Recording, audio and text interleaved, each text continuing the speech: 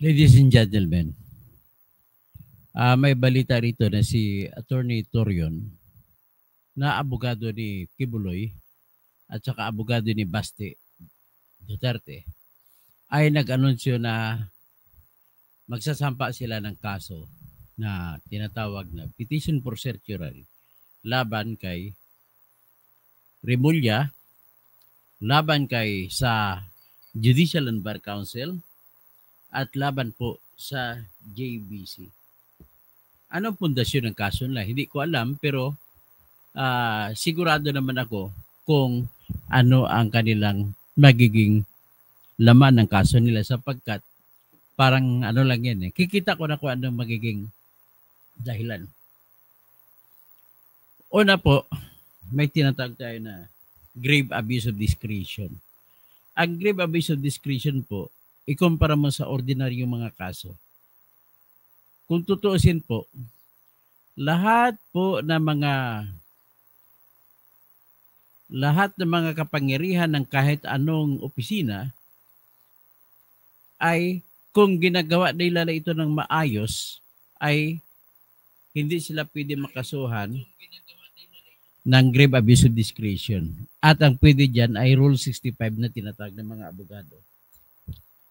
Sa Rule 65 po, yan pong sinasabi doon na pwede po sila na mabasura yung action ng opisina kung may abuso sa pagtrabaho nila, pagganap ng kanilang trabaho.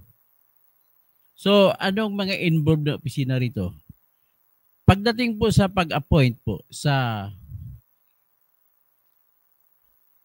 ombudsman, ano ba ang kinakailangan gagawin at sino-sino ang mga opisina na mga kasama sa mga may gagawin para magtungo, mag-justify yung pag-appoint kay Boying Remulla.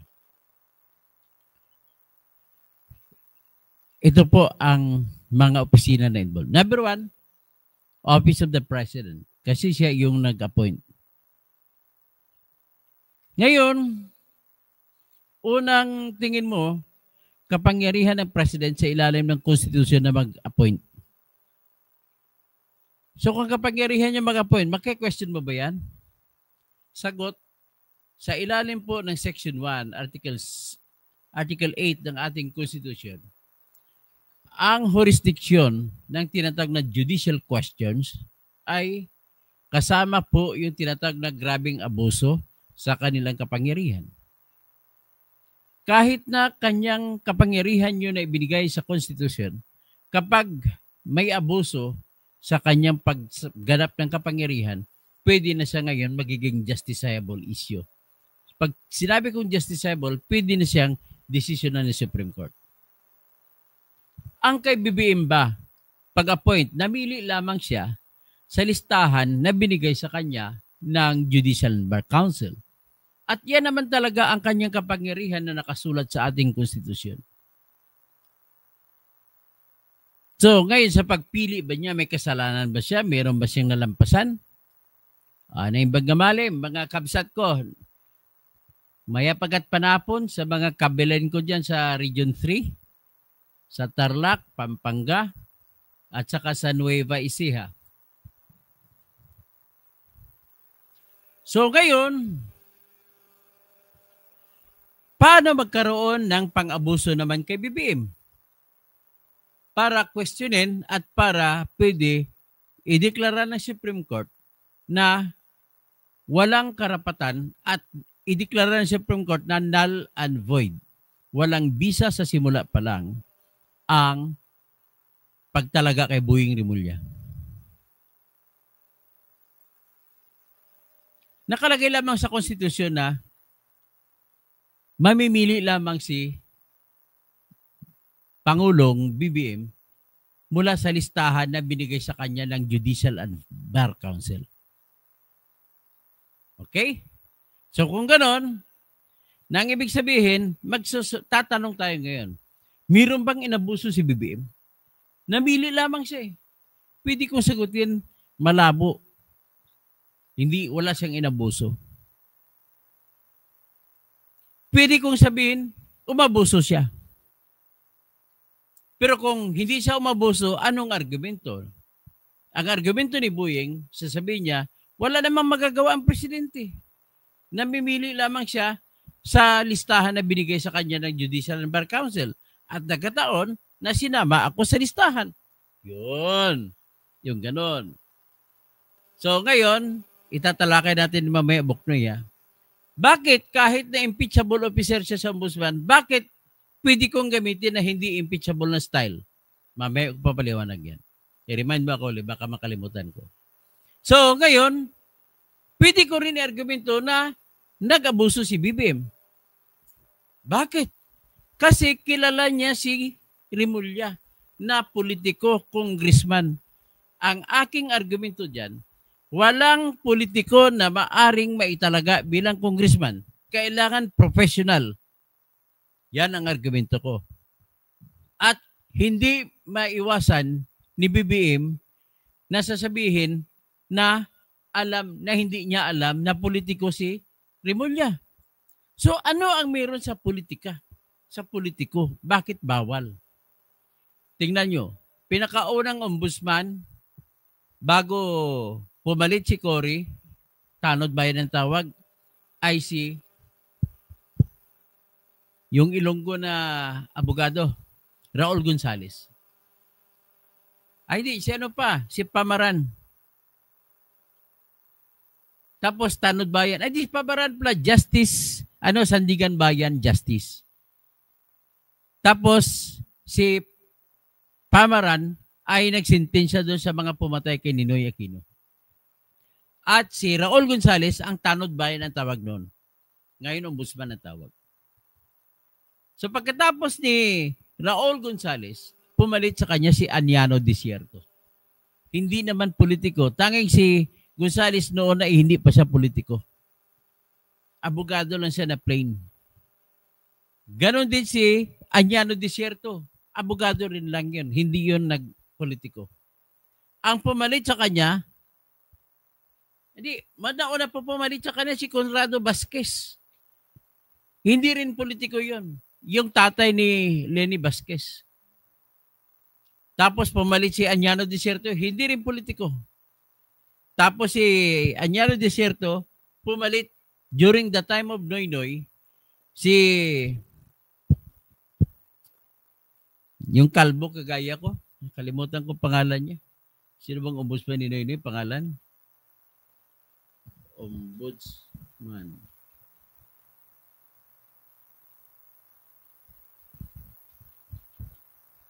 Appointed by Noynoy.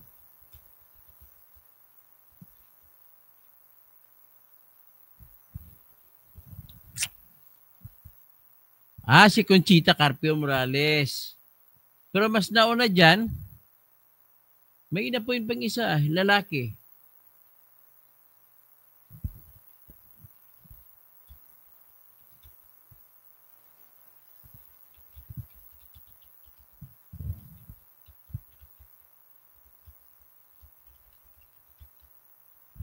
Si Marcelo pala.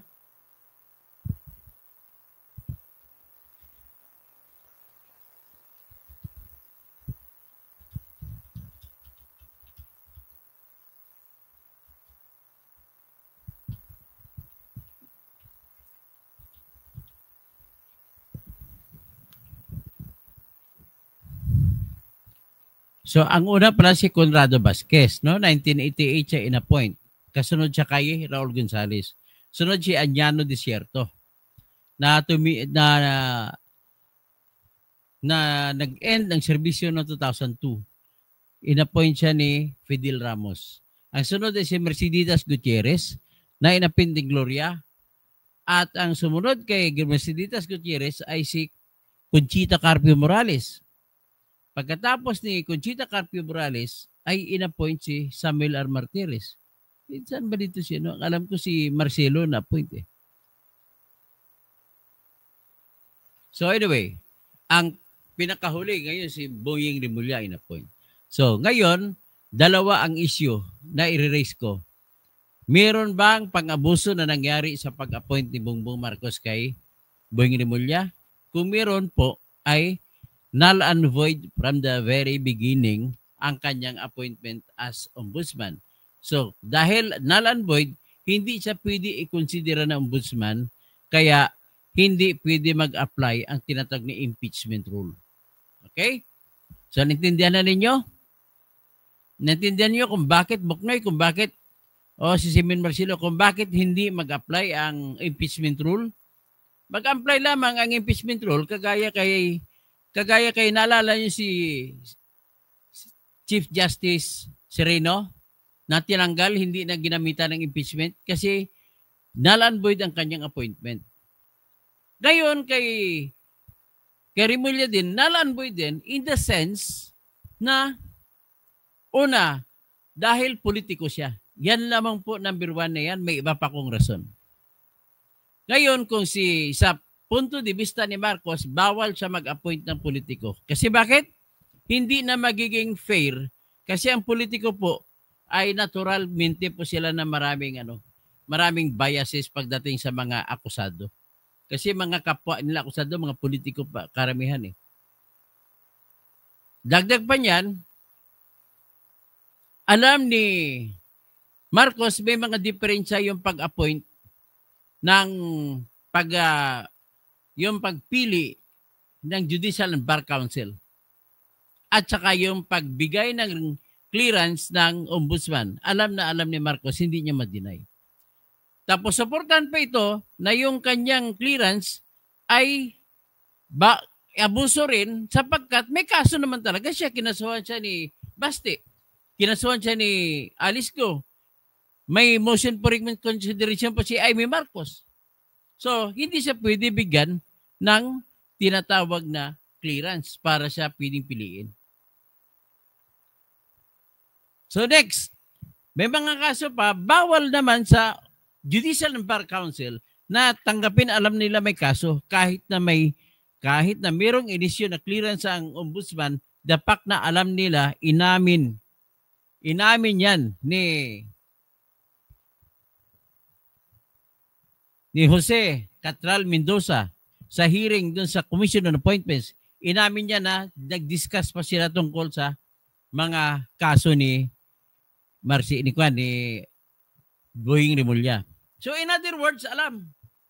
So ang tanong na nag-abuso, ang sagot ko nag-abuso. Dahil alam niya na hindi siya kwalipikado dahil sa siya politiko, number one qualification dapat kasi siya fair. So paano siya magiging fair kung kaibigan siya ni Bongbong, kapatid siya ni John Vic, marami siyang kaibigan dahil politiko siya. Isa pa, hindi niya makomply ang tinatawag na Section 1, Article 11 of the accountability provisions of the Constitution that says public office is public trust. Public officers and employees must at all times be accountable to the people. Serve them with utmost responsibility, integrity, loyalty, and efficiency. So paano maging efficient ang isang bias na politiko? And then,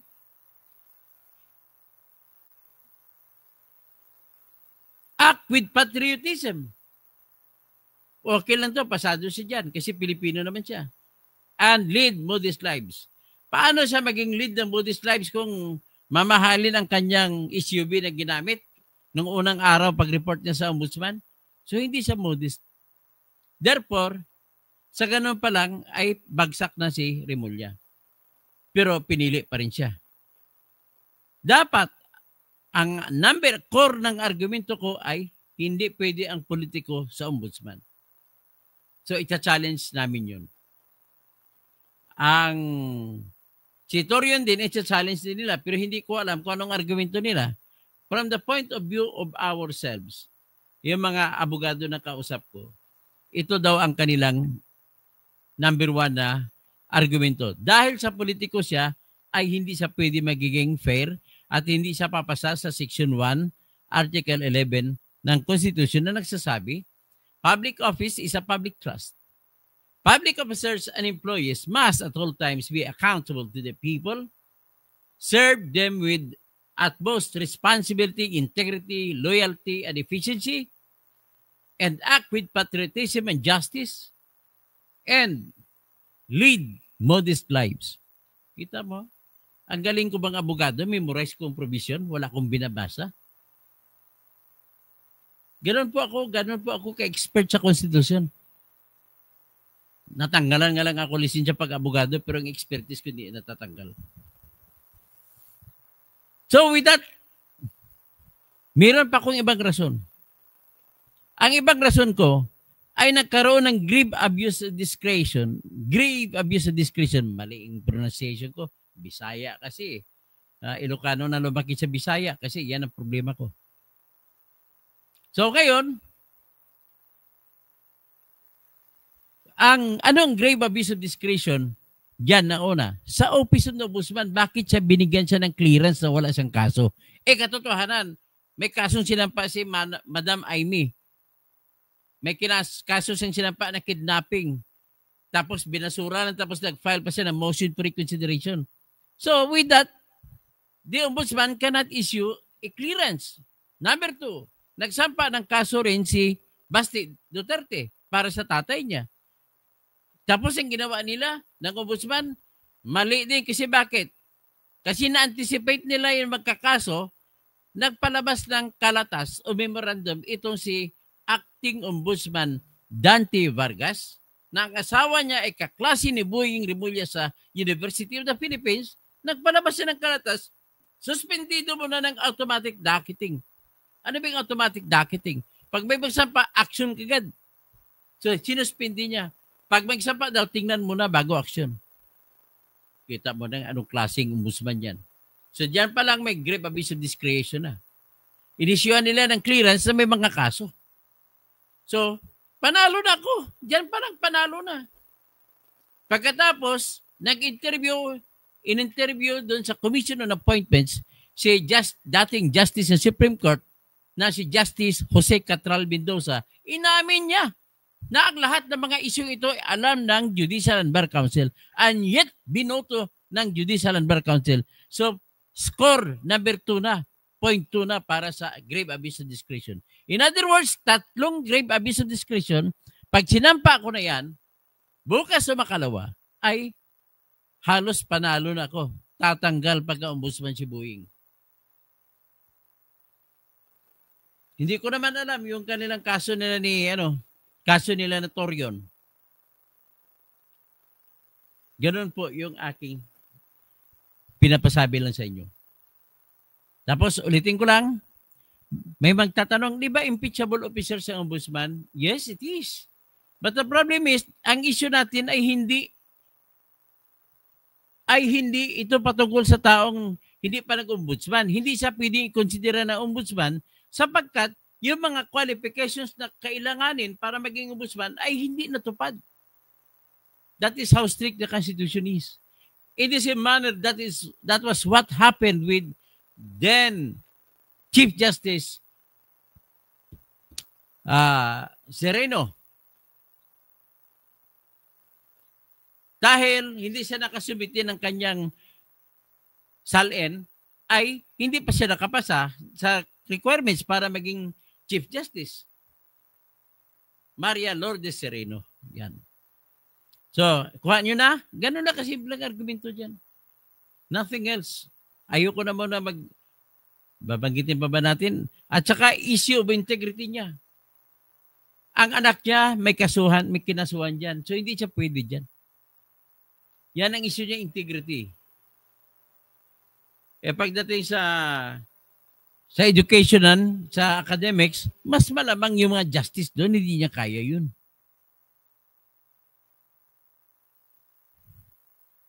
So, naintindihan na ninyo?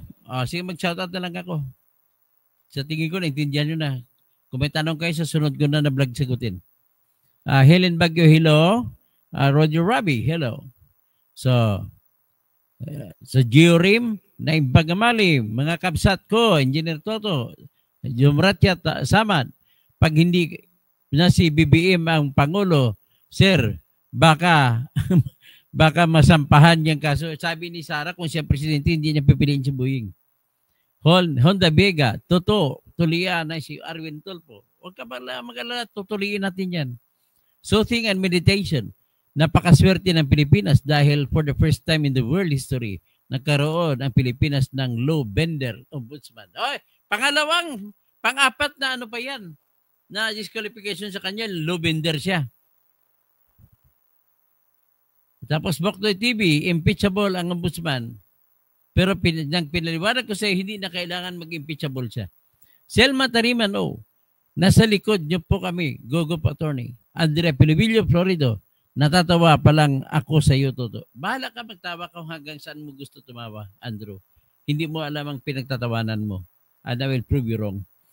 Ricky Albay, maayong hapon, Manong Toto. Jose Martinez, dapat lang kasi binudol nila ang sistem ng pagpapalit ng ombudsman. Binaboy nila bangag.